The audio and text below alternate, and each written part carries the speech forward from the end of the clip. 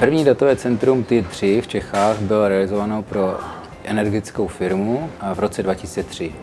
Sitel, kdy to bylo první velká stavba na zelené louce. Datové centrum České pošty, integrace datového centra do poměrně starší budovy, ty technologie s turbokompresorovými jednotkami dynamických systémů UPS. Škodu Mladá Boleslav, velice robustní řešení pro vysoký výkon v recích nad 20 kW. V roce 2009 jsme realizovali pro jeden bankovní dům kabelážní systém s vysokou hustotou optických vláken, který byl standardizován vlastně podle ISO. DHL na Chodově, první doopravdy ucelený, komplexně řešený projekt datového centra.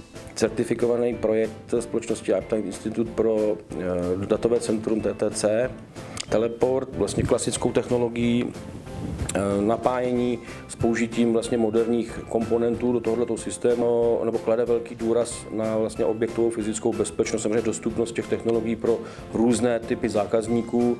Seznam, kde bylo poprvé v Čechách použito chlazení vzduch. Datové centrum Seznamu, které používá vlastně vzduchotechnické jednotky s nepřímým free coolingem, nejekonomičtější varianta vlastně chlazení, protože ty ekonomické nároky po roce provozu prokázány.